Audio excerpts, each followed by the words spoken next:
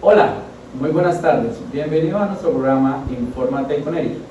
El día de hoy tenemos un tema muy importante y necesario que trata sobre la sostenibilidad y el compromiso global frente a una crisis mundial ambiental. El día de hoy tenemos dos personajes muy importantes, expertos sobre el tema.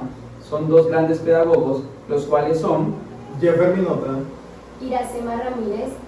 Entrando un poquito en contexto, el modelo que busca satisfacer, ¿cierto?, es la sostenibilidad sobre el desarrollo sostenible, ¿verdad? Entonces, este modelo busca la necesidad de cuidar el presente de los recursos naturales para no comprometer a las futuras generaciones, ¿cierto? igualmente, para agregar, no solamente se habla de la parte ambiental, sino también se habla de la parte social y económica. Y fundamentalmente, ya que hablamos de las futuras generaciones, podemos hablar también de la parte educativa. Claro, muy bien. Por ejemplo, uno de los ejemplos que yo tengo por acá anotado es usar energías limpias como el sol, el viento, ¿cierto? Sí, así es. Fíjate que me parece muy interesante que lo menciones, porque hoy por hoy las generaciones no son conscientes de la importancia que es utilizar nuestros propios recursos para poder subsistir. A eso hoy día, en la actualidad, se le llama el buen vivir. Es muy importante que estos canales se utilicen como un altavoz para que las personas conozcan lo fundamental que es conocer de qué se trata el desarrollo sostenible. Claro, por ejemplo, aquí un informe de Brundtland en 1987 que marcó un antes y un después. Y le hacemos una pregunta. La forma de entender el desarrollo a nivel mundial en este informe de Brundtland, ¿qué crees que marcó más? Bueno, primero mencionar que gracias a este informe se marcó un hito, o sea, fue un antes y un después de cómo se miraba la sociedad.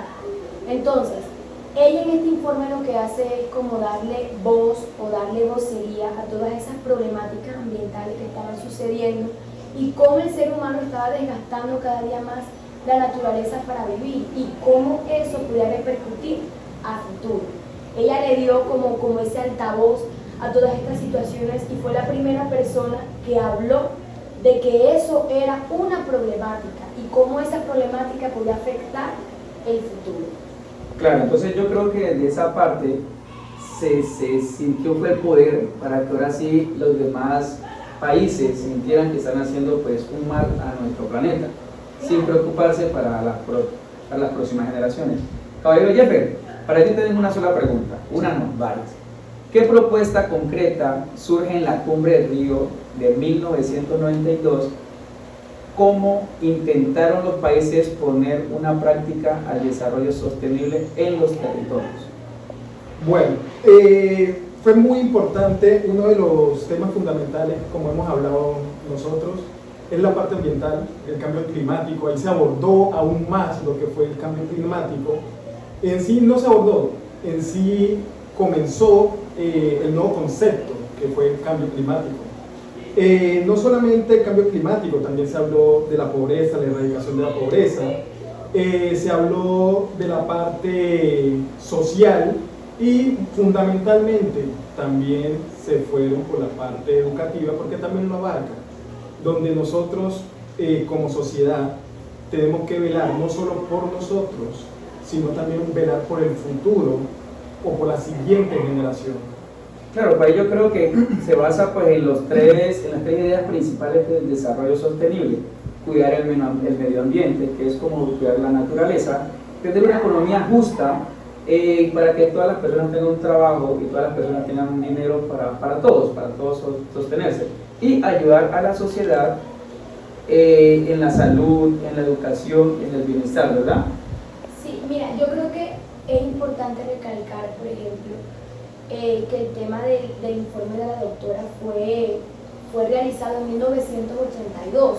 En esa época se generó como esa urgencia de identificar estos problemas y se notó y se identificó que no era solamente a nivel nacional, sino que era necesario a nivel global. Por eso se hace la cumbre de Río de Janeiro en 1992. en donde varios países se reúnen y se llega a la conclusión de que es necesario que todos los países, fueron 172 países si no estoy mal, se reunieron y decidieron llegar a compromisos y acuerdos para que se generara de pronto un buen ambiente. Claro, o sea, como dice el dicho, mirar más allá de nuestras narices, ¿verdad? Porque sea como sea, no solamente es Colombia, sino que hay diversos países que pueden desgastar más los recursos naturales y otros que no lo pueden gastar menos, pero sea como sea, se está viendo ese gasto en los recursos naturales. Igualmente, fundamental, todo esto también salió del informe que ella hizo, que fue Nuestro Futuro Común. Ella realizó ese informe y de ahí también se guiaron las siguientes conferencias para realizar algunas modificaciones e igualmente mejorar lo que ya se tenía. Claro, entrando un poquito pues ya a la parte realidad en la que estamos ahorita, nosotros nos encontramos pues en una ciudad, en un distrito especial que es Tumaco. ¿Ustedes creen que en Tumaco pues se ve ese problema?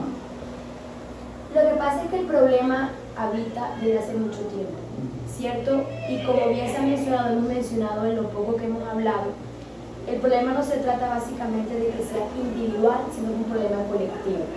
A pesar de que Tumaco sea una isla turística, considero yo que no se tiene un desarrollo sostenible, porque como bien lo dijo mi compañero, el desarrollo sostenible no solamente es el ambiente, sino también lo social, lo económico y lo educativo, porque tu ambiente influye y repercute en todos estos aspectos. Entonces acá en Tumaco, hablando en todo lo que abarca la palabra desarrollo sostenible, no hay un desarrollo sostenible. Es evidente que hay una gran brecha entre el deber ser y lo que es. Es una realidad completamente alterada que nos sigue afectando en la economía, en la educación, en lo social. Se menciona mucho que el desarrollo sostenible también en la parte social se tiene que ver mucho las comunidades rurales. Aquí, por ejemplo, hay comunidades rurales que se les dificulta mucho lo que es el acceso a una educación, el acceso a un hospital, el acceso a unas buenas herramientas de salud, por ejemplo. Asimismo, en la parte económica, aquí se utiliza lo que es la pesca, porque al ser turístico el mar es la fuente de economía. No les da abasto con de pronto tener un mar y que tenga facilidad de poder pescar, de poder comer a través de eso, sino que utilizan eso de forma ilegal. Muchas veces se ha tenido en cuenta, o en las noticias ha salido, que por la cuestión del narcotráfico se han tenido muchos inconvenientes y muchos accidentes en cuanto al derramamiento de muchos tipos de sustancias que no tendrían por qué estar en el mar, por ejemplo. Entonces, yo he identificado esas cosas, no soy de acá. Me gustaría que tu compañero, que ahorita que tengo la oportunidad de conversar, tú que eres de acá, me cuentes un poco de cómo esa brecha que hay aquí en Tumaco de desarrollo sostenible, de cómo debería ser, cómo es la realidad, cómo está afectando al pueblo y la sociedad y cómo, por ejemplo, las entidades públicas han tenido que ver con esta situación. Listo. Bueno, antes de responderte la pregunta, vamos a abordar también el tema de Johannesburgo, ¿vale? Donde nosotros se planteó lo de Río 1992 y se está replanteando en ese año nuevas mejoras como temas de erradicación de la pobreza, acceso a agua potable, energías renovables, biodiversidad y salud y desarrollo sostenible. Ahí enlazamos también con Tumaco. ¿Por qué? Porque Tumaco lastimosamente se pueden lograr muchas cosas, sí se pueden lograr, pero lastimosamente tenemos dirigentes que no lo hacen realidad. ¿Por qué? Tenemos los problemas de paro armado, que se sabe muchas veces de dónde viene el conflicto, pero no se soluciona ese conflicto. En la parte educativa, fundamental, que no se generan los recursos que se deben generar en la parte urbana y en la parte rural. Entonces la educación no avanza como se tiene que avanzar. Listo, tú tocaste un tema sobre Johannesburgo en el 2002, ¿verdad? Una reunión que hubo. Me gustaría saber si realmente hubo progreso o solo fueron promesas. Pues sinceramente, como se dice en muchas ocasiones, en el papel pues todo se ve bonito, todo se ve hermoso, pero lastimosamente no se ha logrado el objetivo que se espera de estas conferencias. Mira que es importante aclarar antes de que terminemos, de que hablando de progreso, todo este concepto de desarrollo sostenible, los países han tratado de mirarlo desde una perspectiva más amplia y por eso se han hecho tantas cumbres, tantas reuniones entre países. La última fue, por ejemplo, en Nueva York en el 2005, donde se mencionó un ejercicio de seguimiento de si se estaban cumpliendo estos objetivos, estos compromisos, y pues se determinó que todavía había problemas globales, que todavía había contaminación, que todavía había pobreza. Entonces, como bien lo dijo mi compañero, hay una realidad demasiado alterada que por más que lo hablen y lo mencionen y lo escriban y lo determinen, no es suficiente porque la información no llega a todos los lugares del mundo.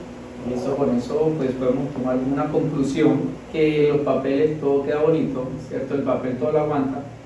Una conclusión concreta que me puedan dar uno de ustedes dos como para cerrar este programa. Antes de que mi compañera dé la conclusión, también tenemos que abordar lo que fue la conferencia del 2012 de Río, que prácticamente fue lo mismo que se habló en el 2002, ¿vale? Mirando acerca de la biodiversidad, el cambio climático y a su vez energías renovables. En el 2015 se volvió a realizar otra agenda en el cual la idea es que el ODS se ha planificado hasta el 2030, donde se erradica por completo la pobreza, por completo las dificultades que tenemos los seres humanos en esta sociedad, la parte educativa, la parte económica. Ese es un objetivo que yo siento que está muy difícil, pero ese es el objetivo que ellos se plantea para el año 2030. Bueno, pues a manera de conclusión yo considero que los objetivos de desarrollo sostenible tienen muchos acuerdos y muchos puntos por cumplir, pero el punto es, mencionamos mucho la educación y es cómo se podría llevar a cabo un mundo donde no se tenga pobreza, donde no se tengan este tipo de situaciones, si la educación principalmente no llega a donde tiene que llegar y donde la educación no se maneja de la forma en que se tiene que manejar. Creo que las falencias están enfocadas o los objetivos están enfocados en una realidad donde las cosas funcionan de una manera socialmente buena y no donde funciona de una manera socialmente mala o mejor dicho vulnerable. En la educación y en la sociedad vulnerable no se tienen las mismas oportunidades, por ende no llega la información como debe ser. Entonces, a manera de conclusión, hay unos objetivos claros, hay unas reuniones claras, hay unos acuerdos que están completamente claros, por esos acuerdos ni esos objetivos se han cumplido ni a nivel local ni mundial. Por lo tanto, el mundo, el planeta sigue en SOS, seguimos viviendo contaminación, seguimos teniendo pobreza, seguimos teniendo injusticia y sobre todo el ser humano vive en un egoísmo permanente en donde la naturaleza no es el amigo, sino el enemigo. Entonces la tarea para todos nosotros es ponernos las pilas y cuidar nuestra naturaleza, ¿verdad? Entonces, Jeffer, Iracema, muchas gracias por compartirnos esa pequeña información y con esto concluimos nuestro programa del día de hoy.